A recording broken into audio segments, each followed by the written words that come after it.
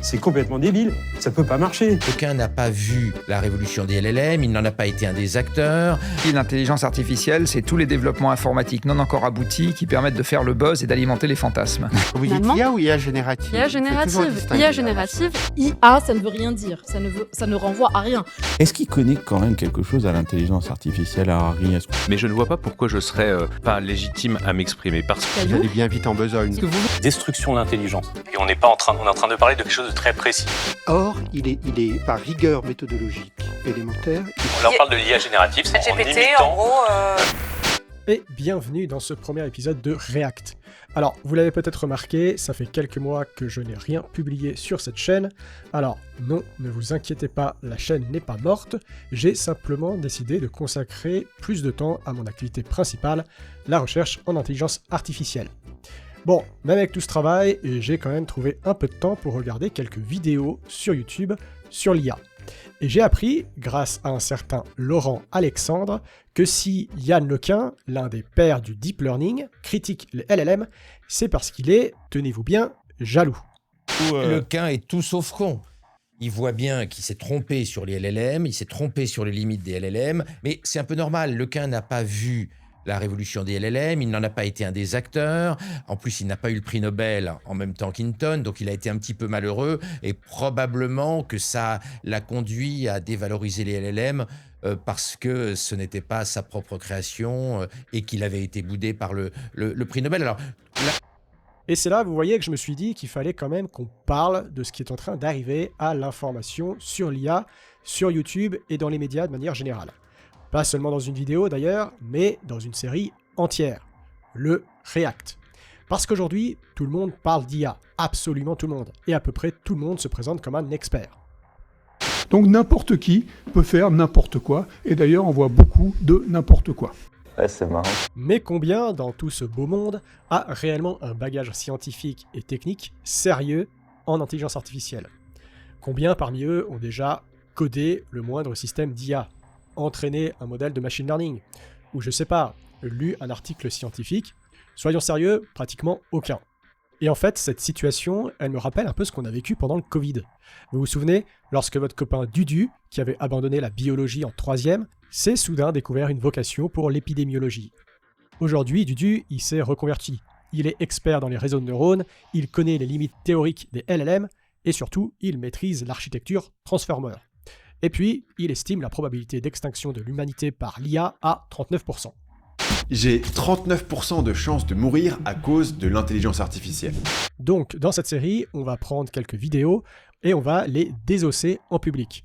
Mais surtout, on va essayer de trouver une méthode, une sorte de liste de critères qui permettent de séparer les vraies compétences du bullshit médiatique. Et pour ce premier épisode, on va parler de l'incapacité à définir sérieusement ce qu'est l'IA ou encore l'IA générative. Et pour commencer, on va pas s'attaquer directement à Laurent Alexandre. On va y aller plus calmement. On va commencer avec Jean-Marc Jancovici.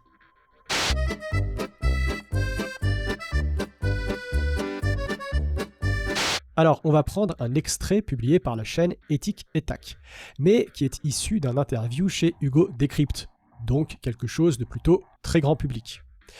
Dans cet extrait, Jean-Marc Jancovici nous parle d'IA, et il va essayer de répondre à une question pourtant très simple. Qu'est-ce que l'intelligence artificielle ? Alors déjà, on va essayer de définir ce que c'est que l'intelligence artificielle. Voilà, effectivement, très bonne approche. Donc, c'est quoi l'IA ? La première, elle vient de Cédric Villani, qui a dit « L'intelligence artificielle, c'est tous les développements informatiques non encore aboutis qui permettent de faire le buzz et d'alimenter les fantasmes. » Alors, je vais peut-être anticiper tout de suite certains de vos commentaires. Oui, Jean-Marc Jancovici est très compétent dans le domaine de l'énergie. Mais là, on parle d'intelligence artificielle.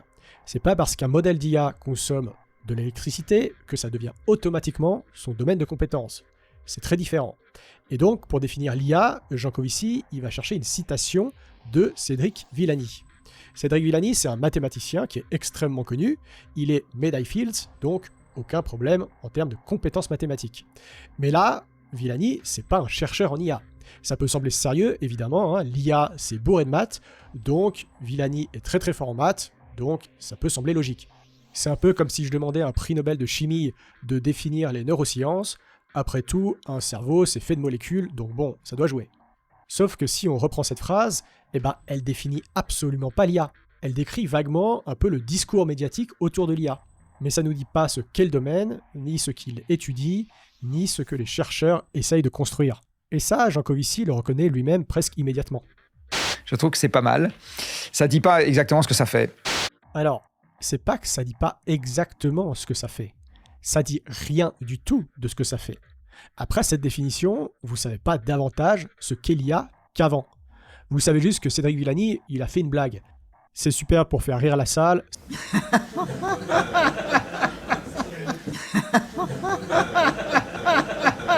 Ça flatte les gens qui sont déjà convaincus que l'IA, c'est essentiellement une arnaque marketing, et ça donne peut-être une légère impression de recul critique. Par contre, pour comprendre le sujet, là, ça ne sert strictement à rien. Et on retrouve déjà un problème qui est très classique dans le traitement médiatique de l'IA. Pour savoir ce qu'est un domaine scientifique, on ne va pas voir son histoire, ses concepts, ses méthodes, ou tout simplement sa communauté de chercheurs. Non, on va demander à une personne extérieure, ayant une certaine autorité médiatique, et puis on répète ça comme un perroquet. L'autorité circule, par contre, on attend toujours une bonne définition pertinente. On prend donc la définition de l'IA d'un mathématicien qui ne travaille pas dans l'IA, rapportée par un ingénieur spécialiste de l'énergie qui ne travaille pas non plus dans l'IA. À aucun moment on se dit qu'on pourrait peut-être regarder comment le domaine s'est lui-même défini, quels problèmes il cherche à résoudre, ou peut-être ce que font concrètement les chercheurs qui y travaillent. Ça serait sans doute trop direct, et puis surtout, ça fait pas monter l'audimat. Bref, cette première définition, elle est déjà assez révélatrice. Et le fait que Jancovici trouve cette définition pas mal, donc pertinente, c'est déjà très inquiétant. Mais laissons une deuxième chance à Jancovici, parce qu'il a une deuxième définition. Et alors, une autre, elle vient de Yuval Harari, qui dit « L'intelligence artificielle, c'est les programmes qui ne vous donnent pas à l'avance le résultat du programme. » D'accord ? Donc, vous ne savez pas à l'avance ce que vous allez avoir comme résultat.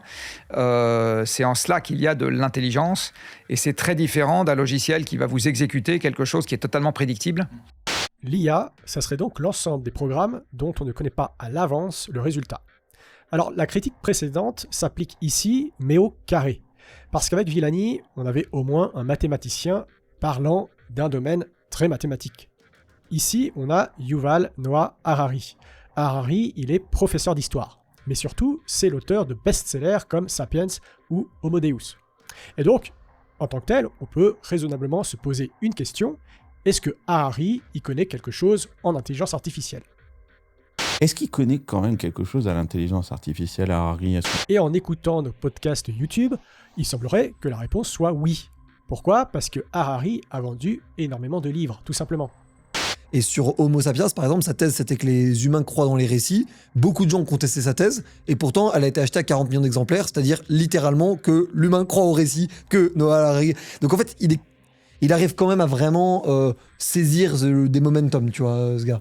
Voilà, Harari a écrit un livre très connu sur l'histoire de l'humanité, et donc il est désormais compétent sur les réseaux de neurones, la conscience, l'AGI, la politique internationale, et probablement sur la cuisson des pâtes. C'est le pouvoir merveilleux de l'aura médiatique. Vous êtes célèbre dans un domaine, et votre expertise se met soudain à déborder partout. Mais revenons quand même à cette définition, prenons-la au sérieux.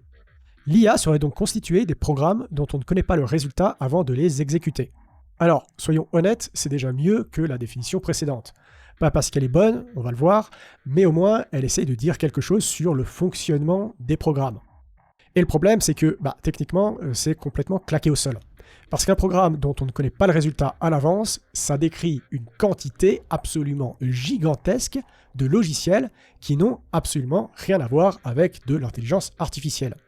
Un simulateur météo, par exemple, vous ne connaissez pas le résultat avant de lancer la simulation. Un logiciel de calcul numérique, si vous connaissez le résultat à l'avance, vous n'avez pas besoin de le calculer. Un algorithme de compression, pareil. Un simulateur physique, un programme de rendu 3D, un solveur d'équations différentielles, une simulation de trafic, je sais pas, une simulation de population également, bienvenue dans le monde incroyable de l'intelligence artificielle. Bref, avec cette définition, dès qu'un phénomène est un peu complexe, un peu compliqué à prévoir, il se transforme magiquement en intelligence artificielle. Pour vous montrer un exemple très simple, on va prendre l'équation suivante. Voilà, quelques symboles, quelques parenthèses, et on est déjà aux portes de l'intelligence artificielle générale. Cette équation, elle s'appelle l'équation logistique. Elle sert à représenter de manière très simplifiée l'évolution d'une population. Alors ici, xn, c'est la taille relative de la population à un instant donné, et r, c'est son taux de croissance. Quand r est petit, la population disparaît petit à petit. Quand r augmente, elle se stabilise autour d'une valeur. Et puis si on l'augmente encore, elle va commencer à osciller entre 2, 4, 8 valeurs.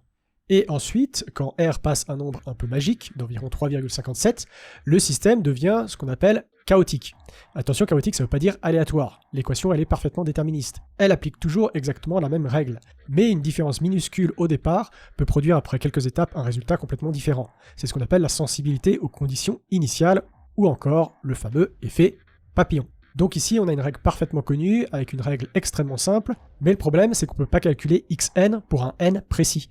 Oui, en pratique, on va devoir calculer toutes les étapes précédentes une par une. Donc on va devoir commencer par x0, x1, etc. jusqu'à xn. Donc quand je lance mon petit programme de quelques lignes, pas plus, qui simule l'équation logistique, je ne connais pas à l'avance la sortie du programme. Est-ce que c'est pour autant de l'intelligence artificielle ? Bien sûr que non. Et si votre définition de l'IA, ça transforme magiquement l'équation logistique en intelligence artificielle, c'est pas que l'équation vient soudainement d'acquérir une conscience, c'est juste que vous êtes incapable de définir proprement l'IA. Bon, j'anticipe quelques commentaires qu'on pourrait me faire. On pourrait me dire, oui d'accord, mais c'est pas vraiment ce que Jancovici veut dire. Lui, il sous-entend que lorsqu'on entraîne un réseau de neurones par exemple, on ne connaît pas son résultat à l'avance, et que ça, c'est l'IA. Très bien, sauf que là on parle d'apprentissage. Et l'apprentissage, c'est pas toute l'intelligence artificielle. C'est un sous-domaine spécifique de l'IA qu'on appelle donc le machine learning. Et même comme définition du machine learning, il manque encore beaucoup de choses pour que ça devienne une définition correcte et pertinente. Sa définition, c'est un peu comme dire que la biologie, même pas le vivant, mais bien tout le domaine de la biologie, c'est l'ensemble des choses qui bougent. Si je vous donnais cette définition de la biologie, vous pourriez légitimement me dire que c'est une définition terriblement mauvaise. Bon, par contre, c'est vrai que critiquer de mauvaises définitions, c'est facile, mais donner soi-même une bonne définition, c'est beaucoup mieux. Parce que le terme IA, tel qu'il est utilisé actuellement, est source d'énormément de confusion. IA, ça ne veut rien dire. Intelligence artificielle comme concept, ça ne renvoie à rien. Alors là aussi, on est complètement à côté de la plaque, un peu comme notre fameux Luc Julia, qui nous dit que l'IA, ça n'existe pas. On va se calmer, c'est uniquement des maths, uniquement des maths. En fait, l'intelligence artificielle, c'est tout simplement d'abord un champ de recherche scientifique. Tout simplement. Et oui, vous allez me dire, mais c'est presque beaucoup trop simple comme définition. Mais en même temps, ça permet d'éviter beaucoup de bêtises et de l'utiliser n'importe comment. L'IA, donc, c'est pas une technologie unique. C'est pas une famille de produits commerciaux. C'est pas un type unique et monolithique de logiciels particuliers. Et c'est encore moins un ensemble d'entreprises californiennes, si vous voyez ce que je veux dire. Non, l'IA c'est un champ scientifique et technique qui cherche à construire des systèmes capables de produire des comportements que l'on associe généralement à l'intelligence. Percevoir, apprendre, comprendre le langage, raisonner, planifier, prendre des décisions, se représenter le monde. Et là j'entends déjà ceux du fond me donner l'objection habituelle. Oui, c'est ça, on sait même pas définir l'intelligence de toute façon. Oui, vous l'avez compris, cette objection m'énerve passablement. Pourquoi ? Parce qu'un domaine scientifique n'a pas besoin de posséder, dès le départ, et même pendant toute sa durée de vie, une définition parfaite, définitive et gravée dans le marbre de son objet d'étude. De nouveau, pour en revenir à la biologie, est-ce que la biologie a attendu de disposer d'une définition universellement acceptée de la vie, du vivant, avant de commencer à étudier les êtres vivants ? Non. Et aujourd'hui encore, la frontière du vivant reste discutée. Ça n'empêche pas la biologie, ses méthodes et sa communauté d'être pertinents. Parce qu'en biologie, on dispose de phénomènes observables. On a des sujets à étudier. On est capable de séparer ces sujets du reste du monde. Pour l'intelligence artificielle, c'est pareil. On observe des comportements que nous qualifions d'intelligents chez l'être humain, mais aussi chez de nombreux animaux. On peut donc étudier directement ces comportements. C'est notamment le travail de la psychologie ou de l'éthologie, par exemple. On peut étudier les mécanismes biologiques qui les produisent, ça c'est les neurosciences, et puis on peut également tenter de reproduire certains de ces comportements sur des machines. C'est l'intelligence artificielle. Parce que oui, l'IA, c'est une science cognitive. On formule des hypothèses sur l'intelligence, puis on essaye de les implémenter pour voir si elles fonctionnent réellement. Et évidemment, notre définition de l'intelligence elle-même, elle évolue avec les découvertes. Pendant longtemps, jouer aux échecs, manipuler des symboles ou résoudre certains problèmes mathématiques étaient considérés comme des sommets de l'intelligence. Puis on a construit des machines qui pouvaient facilement le faire. On s'est rendu compte que certaines tâches, que on croyait profondément intelligentes, pouvaient être automatisées très facilement. Tandis que d'autres, apparemment triviales, percevoir le monde, agir physiquement, apprendre avec très peu d'exemples, planifier, restaient et restent extrêmement difficiles. C'est le fameux paradoxe de Moravec. Oh my god! Les succès récents des LLM, ça nous oblige aujourd'hui à nous poser exactement le même genre de questions. Quand un modèle réussit une suite de benchmarks, est-ce qu'il raisonne réellement? Est-ce que derrière, il généralise? Ou est-ce que, d'une certaine manière, il restitue surtout une énorme quantité de connaissances formelles, de régularité et parfois de réponses très proches de ce qu'il a rencontré pendant son entraînement? Ça, c'est pas un problème extérieur au domaine. C'est précisément l'une des questions scientifiques fondamentales du domaine. Trouver une bonne définition de l'intelligence, ce n'est pas une condition préalable à l'existence de l'IA. C'est en partie l'un de ses objectifs. Et cette définition, elle va évoluer avec les systèmes que l'on va construire, leur réussite et surtout leurs échecs, et peut-être même qu'elle va finir par disparaître, pour être remplacée par une autre. Dans ce contexte, pour moi, le terme intelligence artificielle me paraît parfaitement approprié. On étudie des comportements considérés comme intelligents et on essaye de comprendre comment les reproduire artificiellement. C'est pas plus mystérieux que ça. Bref, l'IA c'est un mot fourre-tout qui est utilisé à toutes les sauces et surtout jamais dans le bon sens. Et surtout, on peut pas analyser sérieusement un ensemble aussi vaste de techniques en les mélangeant toutes dans la même soupe. On ne peut pas évaluer correctement leurs dangers, on ne peut pas comprendre leurs avantages, et on ne peut surtout pas critiquer efficacement les acteurs industriels qui les développent et les déploient. Et ça, curieusement, Jancovici, il le comprend très bien lorsqu'il parle du nucléaire. Les bombes chimiques ont fait, à elles toutes, plus de morts que les bombes nucléaires. J'ai jamais vu d'ONG s'appelant sortir de la chimie. Et au motif que les bombes conventionnelles, j'ai envie de dire, sont capables de tuer, il n'y a pas de gens qui disent on va abandonner la fabrication des savons et des détergents. Et en fait, je trouve que ce que cet exemple démontre, c'est qu'une personne qui est extrêmement rigoureuse, Jean-Marc Jancovici, j'ai vu une vidéo de lui l'autre jour, d'une de ses conférences, il passe 10 minutes, littéralement 10 minutes, à définir un simple concept, je ne me rappelle plus lequel, qui est lié à l'écologie et à l'énergie. Donc quelqu'un qui est extrêmement rigoureux dans son domaine accepte tout d'un coup des définitions totalement floues et devient complètement paresseux intellectuellement lorsqu'il sort de son domaine de compétences. Et il y a un autre terme magique qui apparaît un peu partout dans les débats sur l'IA, un mot qu'on sort dès qu'on veut avoir l'air un peu précis sans trop se fatiguer. Et ce terme, c'est IA générative. Intelligence artificielle générative. De l'IA générative et l'IA générative. L'IA générative, c'est de l'IA générative. Et... Depuis quelques années, tout y passe. ChatGPT, Claude, Mistral, les LLM, Midjourney, Sora, les générateurs d'images, de vidéos, de voix, hop, IA générative. Et le mot ne sert plus seulement à désigner une technologie, il sert à faire peur, proprement. France Inter, vous publiez Sanctuaire, un pamphlet dans lequel vous appelez à boycotter l'intelligence artificielle générative, rien que ça. Le problème, c'est que ces conséquences sur notre civilisation sont dramatiques et que... Concernant les IA génératives, j'affirme catégoriquement, mesdames et messieurs, que c'est indéfendable de part en part. On est face à un péril existentiel, un péril qui menace rien moins que finalement notre humanité. Un mot euphémistique pour dire atrophie cérébrale. L'IA générative, ça ne serait donc pas juste un ensemble de méthodes ou de modèles. Non, elle détruirait l'école, la culture, l'intelligence, notre humanité, notre âme, ma bonne dame. Et tant qu'à faire, la planète entière. Bref, l'IA générative, c'est le diable, mais avec une interface de chat. Très bien, avant d'exorciser tout ça, essayons de voir quelles sont les définitions de l'IA générative. Bien sûr, là on parle de l'IA générative, c'est-à-dire qui permet de générer des textes, des contenus, et en imitant... en gros, chat... Voilà, exactement, Mistral pour la France. Donc là, on parle des intelligences artificielles génératives, donc qui, à partir d'une consigne, ce qu'on appelle un prompt, vont générer du contenu. Bon, donc une IA générative, ça serait donc une IA qui prend un prompt et génère du contenu. Définition simple, pas totalement fausse, mais déjà on sent le problème. On est en train de réduire IA générative à l'expérience utilisateur de ChatGPT. Je tape une consigne, ça me sort du texte, une image, une vidéo, voilà, rideau. Et une fois qu'on a réduit l'IA générative à ça, des prompts, du contenu, des chatbots, il devient très facile de faire le grand numéro du distinguo. D'un côté, on va mettre l'IA générative. Elle est suspecte, dangereuse, toxique. Je crois que c'est assez effrayant. Celle qui écrit à la place des humains. De l'autre, on a l'IA normale, l'IA sérieuse, l'IA médicale qui soigne des gens, l'IA scientifique qui nous apprend des choses, celle qui apparemment peut guérir ou pourrait guérir le cancer et surtout qui ne touche jamais à la culture.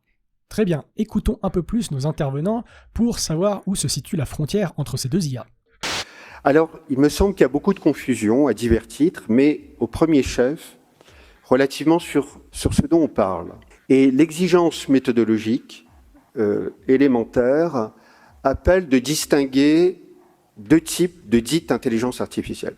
Impossible pour un être humain de pouvoir traiter toutes ces données tout en garantissant la sécurité. Exactement, c'est pour ça que l'arrivée de ces IA et de ces innovations permettent justement d'alléger. Mais vous n'opérez pas les distinguos. Mais c'est pour Moi, ça. je parle d'IA générative. Mais IA générative. Mais vous n'opérez pas les distinguos. IA étroite qui permet de guérir le cancer. Très bien, investissons là-dedans.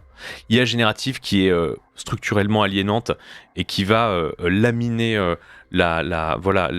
l'intelligence d'une génération entière. Structurellement aliénante. IA ou IA générative, c'est pas la même chose. IA générative. L'IA va permettre d'identifier des nouvelles molécules en matière pharmaceutique ou d'organiser différemment la pensée. C'est l'IA et non pas l'IA générative qui a permis de faire des progrès colossaux. Et on est en train de parler de quelque chose de très précis, qui est l'IA générative. Donc ne soyons pas dans une espèce de conversation. À toute l'IA. Voilà, on retrouve notre petit numéro du distinguo. Attention, moi je ne critique pas l'IA en général, je critique l'IA générative. C'est pratique, ça donne une image un peu raisonnable, ça évite d'avoir l'air technophobe, et ça permet de balancer toute la charge morale comme ça sur un seul mot. L'IA médicale, l'IA scientifique, tout le monde aime ça. L'IA générative, non, ça lamine l'intelligence d'une génération entière. C'est indéfendable de part en part. Bref, il y a la bonne et la mauvaise IA. Bah c'est pour la même chose quoi, bon, il y a le bon chasseur, puis il y a le mauvais chasseur, il y a le viandard, puis il y a le non-viandard. Et comme on nous répète que l'IA générative est l'IA, comment dire ça, normale, l'IA tout court, l'IA propre sur elle, c'est pas pareil. Regardons comment ils essayent de définir cette autre IA. Le premier, c'est ce que j'appelle l'intelligence artificielle dans sa dimension cognitive et organisationnelle. Cette IA-là, c'est pas l'IA générative, c'est autre chose. C'est l'IA qui peut analyser des images, c'est l'IA qui peut traiter énormément de données, ça n'a rien à voir. L'IA générative peut analyser des images aussi. Voilà, mais... Et je trouve cette phrase magnifique, très symptomatique, parce qu'elle dit tout. C'est autre chose. C'est l'IA, c'est autre chose. Autre chose. Donc l'IA non générative, c'est autre chose. Ça analyse des images, ça traite beaucoup de données, formidable. Comme auparavant, la définition est floue, on voit pas de quoi on parle. On n'en sait pas beaucoup plus après cette définition. Et ici, vraie question pour vous, qui, à votre avis, dans notre brochette d'intervenants, sait vraiment faire la différence entre IA générative et non générative? Parce que si on n'arrive même pas à définir les mots qu'on répète toutes les 30 secondes, comment on veut penser sérieusement les problèmes liés à l'IA? On veut sauver l'humanité, très bien, mais on pourrait peut-être commencer par définir clairement le sujet. Alors justement, puisqu'on nous parle de rigueur méthodologique élémentaire... L'exigence méthodologique élémentaire, par rigueur méthodologique élémentaire... Faisons un truc complètement dingue. Soyons rigoureux. Pour comprendre la différence entre IA générative et non générative, j'ai trouvé un passage d'Éric Sadin, philosophe spécialiste de l'IA, qui nous parle de volcan. Et oui, de volcan, et ça va nous permettre de voir le degré de confusion atteint dans le débat public. Mais surtout, ça va nous permettre d'expliquer la différence entre l'IA générative et l'autre IA, c'est autre chose. Celle qu'on appelle souvent discriminative. On va voir plutôt, et pour parler plus proprement, de la différence entre méthode générative et méthode discriminante. Et on va surtout voir que c'est pas parce que quelqu'un parle avec une énorme confiance qu'il y connaît quoi que ce soit en IA. Et surtout, ça va me donner l'occasion d'expliquer pourquoi nos chers intervenants de plateau se plantent complètement. Et oui, parce que l'IA générative est, techniquement et scientifiquement, plus intéressante que l'IA discriminative. Allez, c'est parti, je vous donne l'extrait, à toi Eric. La prise de décision, le vote. D'ici 3-4 ans, toute la vérité va venir des systèmes, qui vont dire, par exemple, l'analyse du rythme du souffle de la vie d'un volcan, capteur, système d'intelligence artificielle, des vulcanologues, c'est terminé. Qu'est-ce qu'on a besoin de vulcanologues? Des systèmes reliés à tous les savoirs du monde, analyse par des capteurs, les mouvements, voilà, je ne vais pas trouver le mot, du volcan, et quantité d'informations supposées fiables vont être délivrées. Et ça, on peut dire ça pour tous les champs du savoir. Le CNRS, les universités, les champs de recherche, d'ici quelques années, c'est terminé au profit de systèmes automatisés qui vont nous dire toute la vérité du monde. Alors, en fait, c'est pas pour rien que j'ai pris cet extrait. Pas seulement parce que je l'aime bien, parce qu'en fait, il se trouve que l'application de l'IA à la géophysique, c'est précisément mon domaine de recherche. Ou plutôt, c'est le thème de mon projet de recherche actuel. Et oui, pas de bol pour Eric Sadin, je vais pouvoir décortiquer très proprement ses propos, point par point, et vous expliquer pourquoi il raconte n'importe quoi. Alors, je sais pas exactement si ce dont il parle, c'est exactement des recherches liées à mes projets. Mais disons que la date de publication de cet extrait correspond assez bien à celle d'une publication qui a fait un peu de bruit dans la presse, une publication donc sur les volcans, sur de l'IA appliquée aux volcans et qui a été réalisée par l'équipe des sciences de la Terre avec laquelle je travaille. Donc c'est plausible, mais en même temps on ne sait pas quand a été tournée en fait l'interview, donc peut-être que ça n'a rien à voir, mais même si c'est pas le cas, l'extrait reste très intéressant. Parce que, en quelques phrases, on a tout. On a l'IA magique, on a les capteurs magiques, les systèmes qui savent tout, les chercheurs remplacés, les universités balayées, et surtout cette vérité du monde livrée par les machines. Bref, regardons de plus près ce que l'IA peut apporter à la volcanologie. Les volcans nous fascinent depuis toujours. On visite parfois les volcans éteints en Auvergne, ceux qui sont en activité en Italie, par exemple. Mais ils nous inquiètent souvent aussi, ces volcans. Et des chercheurs ont développé un outil qui permet de modéliser précisément l'intérieur des volcans.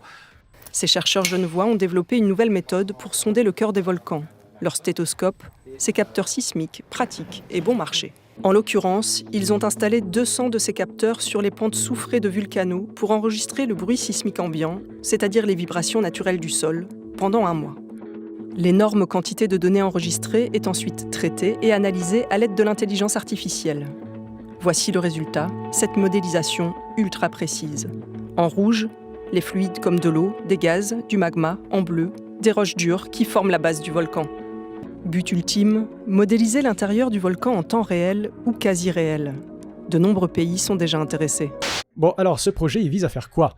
L'étude des volcans est importante pour plusieurs raisons. D'abord pour la prévention des éruptions, évidemment, ensuite pour l'exploration géologique, et plus largement pour comprendre la structure et la dynamique du sous-sol. C'est aussi un sujet important pour la géothermie. Alors, la géothermie, le principe général, c'est d'aller chercher de la chaleur en profondeur. On fore un puits, on injecte ou on fait circuler de l'eau dans des zones chaudes, puis on récupère cette chaleur pour produire de l'énergie ou alimenter un réseau de chauffage. Le problème, c'est qu'un forage profond, ça coûte très cher. Ça peut vite atteindre plusieurs millions. Donc, avant de forer, il faut avoir une idée aussi précise que possible de ce qu'il y a sous nos pieds. On ne peut pas juste dire « tiens, on va creuser là et on verra bien ». Le sous-sol, grossièrement, on peut considérer qu'il est constitué de couches. Ce qu'on cherche à connaître, c'est la structure du sous-sol. Les couches, leur profondeur, leur composition, leur température, leur fracturation, leur capacité à laisser circuler des fluides. Or, ces différentes couches n'ont pas les mêmes propriétés physiques, et notamment, elles ne laissent pas passer les ondes sismiques de la même manière. Alors, en gros, une onde sismique, elle ne va pas se propager à la même vitesse dans une roche froide, chaude, compacte, fracturée ou saturée en liquide, etc. Selon la fréquence, en plus, de l'onde, elle ne voit pas, si vous voulez, elle ne voit pas exactement à la même profondeur. C'est là qu'intervient le bruit ambiant, ce qui a été mentionné dans le reportage. Pour enregistrer le bruit sismique ambiant, c'est-à-dire les vibrations naturelles du sol, le sol y vibre en permanence, à cause des océans, du vent, de l'activité humaine, des petits mouvements naturels. On peut donc placer des capteurs à la surface, enregistrer ces vibrations, ces mouvements, analyse par des capteurs les mouvements, voilà, je ne vais pas trouver le mot, et comparer ce qui est mesuré à différents points. Du souffle de la vie d'un volcan. En gros, si on a 2 stations qui enregistrent le bruit du sol, les différences entre leurs signaux contiennent de l'information sur ce que les ondes ont traversé. Donc, en analysant ces décalages, ces vitesses et les fréquences, on peut remonter à une estimation de la structure du sous-sol. Alors, petite parenthèse ici pour bien comprendre. Là, on pourrait se dire, très bien, on va utiliser de l'IA pour retrouver la structure du sous-sol. Mais une machine n'apprend pas dans le vide, il faut lui donner quelque chose à apprendre. Idéalement, il faudrait plein d'exemples, d'un côté les signaux mesurés à la surface, de l'autre, la vraie structure du sous-sol correspondante. Le problème, c'est que la vraie structure du sous-sol, on l'a pas gratuitement. Pour la connaître précisément, il faut forer, mesurer, instrumenter. Et si un puits coûte plusieurs millions, bonne chance pour constituer un gros jet de données comme ça. Heureusement, dans ce cas, on a un avantage énorme. On connaît assez bien la physique du milieu. On connaît les équations qui décrivent la propagation des ondes dans le sous-sol. Et quand on connaît les équations, on peut les mettre dans un ordinateur, on peut donc simuler. Donc au lieu d'avoir uniquement des données réelles, rares et chères, on peut générer des données synthétiques à partir de la physique. On prend une structure possible du sous-sol, on la donne au simulateur, et le simulateur il nous dit voilà les signaux qu'on devrait mesurer à la surface si le sous-sol ressemble à ça.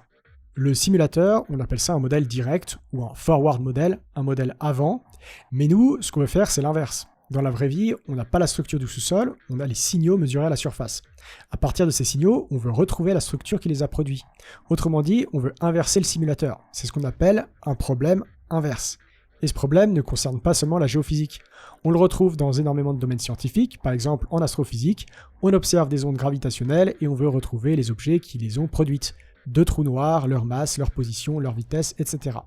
Là aussi, on connaît une partie de la physique, donc on peut simuler des observations, produire beaucoup d'exemples et entraîner un modèle à faire le chemin inverse, partir des données observées pour remonter aux causes probables.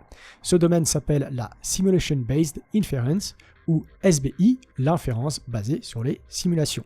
Et des simulateurs, on en a dans plein de domaines. En épidémiologie, on a des simulateurs pour représenter la circulation d'un virus dans la population. En climatologie, on a des simulateurs qui représentent l'atmosphère, les océans, les températures, les émissions de CO2, ou encore par exemple World 3, le fameux simulateur utilisé dans le rapport Meadow, où on simule les liens entre population, ressources, pollution, industrie et agriculture. Un simulateur, c'est donc une sorte de monde simplifié dans l'ordinateur, on change les paramètres, on lance le modèle et on regarde le scénario obtenu. Ça permet de tester plein de scénarios, de changer les paramètres, le point de départ et de voir ce qui se passe. Le problème inverse, c'est l'autre sens, on observe le monde réel et on essaye de retrouver les paramètres, ou plutôt les causes qui ont produit ce que l'on voit, ce que l'on observe. Et dans les deux cas, l'IA peut accélérer ce processus par plusieurs ordres de grandeur. Fin de parenthèse, reprenons. Ok, en quoi tout ça, ça nous aide à comprendre la différence entre méthode générative et méthode discriminative? Eh bien, si on reprend notre exemple précédent, notre problème inverse, on tombe sur un os. On observe des signaux à la surface, donc, les mouvements du sol, et on veut retrouver la structure du sous-sol qui les a produits. Ok, le problème c'est que, dans la plupart des cas, il n'y a pas une seule réponse possible. Une même observation peut correspondre à plusieurs structures du sous-sol différentes. Autrement dit, on n'a pas une relation 1-1, on a une relation 1 à plusieurs. Le modèle direct, avant, donc le simulateur, il est déterministe. Si je lui donne une structure précise du sous-sol, il produit toujours le même signal. Mais dans l'inverse, c'est pas toujours vrai. Et dans ce cas-là, en géophysique, c'est pas vrai. Si je pars du signal, plusieurs structures peuvent l'expliquer. C'est ce qu'on appelle un problème mal posé. Et des problèmes mal posés, il y en a partout. Prenez la vision par exemple, le monde est en 3D, mais l'image qui arrive sur notre rétine est en 2D. Or, plusieurs scènes 3D différentes, avec des objets, des lumières, des ondes, des distances différentes, peuvent produire la même image 2D. Notre cerveau passe son temps à résoudre des problèmes mal posés. Et parfois, il se trompe. C'est ce qui donne les illusions d'optique. Donc, dans ce type de problème, il faut accepter qu'il n'y ait pas une seule solution. Il y a plusieurs scénarios possibles. Mais ces scénarios ne se valent pas tous. Ils ne sont pas équiprobables en gros. Ça veut dire qu'on est équidistant. Certains sont plus probables que d'autres, et cette idée, plusieurs solutions possibles avec plusieurs probabilités différentes, on peut la représenter mathématiquement par une distribution de probabilité. Une distribution de probabilité, c'est simplement une façon de représenter plusieurs possibilités avec un poids différent pour chacune. Par exemple, si on lance un dé, on a 6 résultats possibles, chaque résultat a une probabilité. Ça, c'est une distribution. Dans notre cas, ce n'est pas un dé, ce sont des structures possibles du sous-sol. Et c'est là que notre distinction entre méthode discriminative et méthode générative est intéressante. On a une observation à la surface, les mouvements du sol, et plusieurs sous-sols peuvent expliquer cette observation. Mais ils ne sont pas tous aussi plausibles. Certains sont très probables, d'autres beaucoup moins. Et c'est là que la distinction entre méthode discriminative et méthode générative devient intéressante. Une méthode discriminative apprend une fonction. Dans notre exemple, elle prend en entrée par exemple les données mesurées à la surface et elle sort une structure du sous-sol. Une seule. En général, elle va chercher la solution la plus probable. On appelle ça une estimation ponctuelle. Une seule réponse, un seul point. C'est utile, mais ça écrase toute l'incertitude. La méthode générative, elle cherche pas une seule réponse. Elle apprend donc une distribution. Plus précisément, elle apprend une distribution conditionnée par les données observées. Autrement dit, étant donné ce que j'ai mesuré à la surface, quelles sont les structures du sous-sol possibles avec quelle probabilité. Pour relier ça à quelque chose de plus connu, prenons un générateur d'images. Quand on demande une image avec un prompt, on conditionne la génération sur une description. Par exemple, un chat. C'est ce fameux prompt, l'instruction qu'on donne au générateur. Qui, à partir d'une consigne, ce qu'on appelle un prompt, vont générer du contenu. Par contre, le modèle, il ne contient pas une seule image de chat. Il a appris une distribution d'images plausible de chats. Il peut donc générer plein de chats différents, noir, roux, blanc, tigré, assis, couché, réaliste, dessiné, etc. En revanche, il générera beaucoup moins souvent un chat bleu ou vert, parce que ce genre d'image est beaucoup plus rare dans les données d'entraînement. Quand on produit une image à partir de cette distribution, on dit qu'on échantillonne. Et dans notre problème inverse, c'est exactement ce qui nous intéresse. Ne pas obtenir une seule structure du sous-sol, mais plusieurs structures plausibles avec leur incertitude. En apprenant une distribution, donc plusieurs scénarios possibles avec leur probabilité, une méthode générative permet de quantifier l'incertitude. Et ça, c'est pas juste intéressant. Scientifiquement, c'est fondamental. Et ça, c'est une chose essentielle à comprendre. Parce que quand vous voulez creuser un puits en géothermie, quand vous voulez estimer le risque d'une éruption, quand vous voulez savoir où se trouvent les zones chaudes, les fractures, les couches perméables, vous ne pouvez pas vous contenter de la solution la plus probable. Vous avez besoin de connaître les différents scénarios possibles, et surtout leur probabilité. Mais bon, notre bon philosophe, lui, il est surtout effrayé par la disparition des vulcanologues. Capteurs, système d'intelligence artificielle, des vulcanologues, c'est terminé. Qu'est-ce qu'on a besoin de vulcanologues? Le CNRS, les universités, les champs de recherche, d'ici quelques années, c'est terminé. Parce que oui, les géologues et les géophysiciens, non seulement ils voient ces méthodes arriver, mais, détail manifestement bouleversant, ils participent même à leur élaboration. Mais heureusement, Eric Sadin est là pour expliquer qu'ils fabriquent eux-mêmes leur remplacement, et qu'il faut donc arrêter l'IA générative tout de suite. C'est indéfendable de part en part. Mais du coup, vraie question, pourquoi des vulcanologues, des géologues et des chercheurs développeraient-ils des outils qui les remplaceraient? Et puis, est-ce que ça va vraiment les remplacer? Et surtout, pourquoi utiliser de l'IA ici, en vulcanologie et en géologie? Pour comprendre ça, petite digression, rapide, promis. Parce que oui, on n'a pas attendu l'IA pour essayer de comprendre la structure du sous-sol à partir des données mesurées à la surface. Ça fait plusieurs décennies qu'on le fait. Donc, comment on fait sans IA? On reprend vite notre problème de géophysique. Vous avez votre modèle direct avant, votre simulateur. Vous voulez donc faire l'inverse, retrouver la structure du sous-sol à partir des observations, mais vous n'avez pas d'IA. C'est ballot. C'est ballot, hein, c'est ballot. Alors vous testez, vous partez de plein de structures du sous-sol générées aléatoirement, vous les mettez dans votre simulateur et vous regardez quelles structures produisent, après simulation, des données proches de vos observations réelles. Ensuite, vous modifiez un peu les meilleures structures, vous changez les propriétés physiques, vous ajustez les profondeurs, vous ajoutez une couche, vous supprimez une couche. Bref, vous générez plein de nouvelles structures proches de celles qui marchaient le mieux au tour précédent. Et vous recommencez encore, encore et encore. Vous allez me dire, ça prend du temps. Eh bien oui, ça prend du temps, ou plutôt, ça prend énormément de simulations. Et quand je dis énormément, je parle de millions, parfois de milliards. Donc vous avez intérêt à ce que votre simulateur soit rapide. Sinon, votre problème inverse devient très vite impossible à résoudre en pratique. Donc, avoir des méthodes génératives pour ce type de problème, ça ne remplace pas les vulcanologues. Ça ne leur vole pas leur travail. Ça permet d'aller beaucoup plus vite, de quantifier l'incertitude, d'explorer plus de scénarios. Et surtout, d'être plus précis. Voici le résultat, cette modélisation ultra précise. Et quantité d'informations supposées fiables vont être délivrées. Voire de s'attaquer à des problèmes qui étaient tout simplement impossibles auparavant. Ça permet de sonder plus de sous-sol plus rapidement, plus largement et plus précisément. Et ça, désolé, mais ça ne détruit pas la science. Ça fait avancer la science et la connaissance. Mais surtout, j'aimerais vous poser une question à vous. Maintenant que vous avez vu les deux facettes du problème, que vous avez vu ce qui se cachait réellement derrière les propos de Eric Sadin, quel est, à votre avis, le niveau de maîtrise réel d'Eric Sadin en intelligence artificielle? Je vous propose de répondre en commentaire. Alors pour complexifier encore un peu ce bazar, on peut mélanger un autre axe, IA étroite et IA générale. IA générative, IA non générative, IA étroite, IA générale. 4 mots, 0 définition. Évidemment qu'il y a des progrès inouïs qui sont en train d'être accomplis et qui vont être accomplis grâce à l'intelligence artificielle. Mais ça n'est pas le cas des intelligences, ça n'est pas le fait d'intelligence artificielle générative, celle dont je parle, bâtie sur des grands modèles de langage. C'est très largement le fait de ce qu'on appelle des IA étroites qui sont faites pour accomplir des tâches spécifiques. Donc quand on vous explique que si on voulait rationner ChatGPT, on empêcherait de guérir le cancer, c'est un mensonge absolu. Et là, il y a une sorte de mélange d'un peu tout. Une IA générative peut être étroite, générer une molécule, reconstruire une image médicale, produire une structure de protéines. Et une IA non générative peut être large ou intégrée dans un système généraliste. Génératif, étroit, c'est juste pas le même axe. Sauf qu'un système non génératif, ça peut être une parfaite saloperie. Notation de crédit, tri de CV, reconnaissance faciale, ciblage militaire, police prédictive, décision médicale automatisée. Ça ne génère pas de poèmes à la place des humains, ça ne fait pas d'image de chat cyberpunk, mais ça peut décider qui obtient un prêt, un emploi, un contrôle de police, une assurance ou encore une frappe de drone.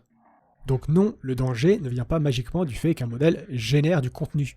Le danger, il vient plutôt de ce qu'on lui fait faire, où on le déploie, qui le contrôle et quel pouvoir on lui donne.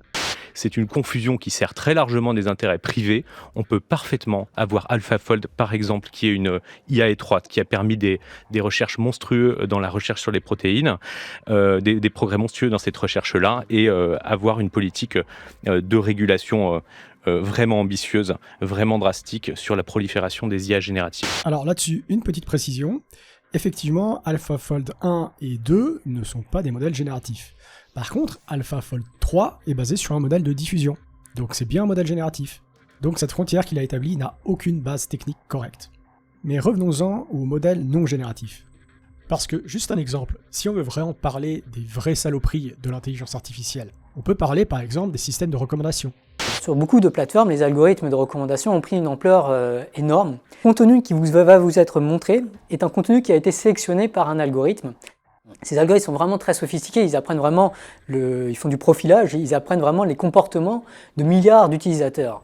Ce qui fait qu'ils vont s'intéresser davantage aux derniers clashs qu'il y a sur les réseaux sociaux, à la dernière chose énervante ou sensationnaliste, plutôt qu'à des sujets beaucoup plus importants comme par exemple le changement climatique, l'abus des droits humains ou autres. Ce n'est pas tant le fait que les gens cliquent davantage sur un contenu sur l'autre, ça joue bien sûr, mais surtout, beaucoup plus, ce qui va jouer, c'est le nombre de fois que l'algorithme recommande tel contenu plutôt que tel autre.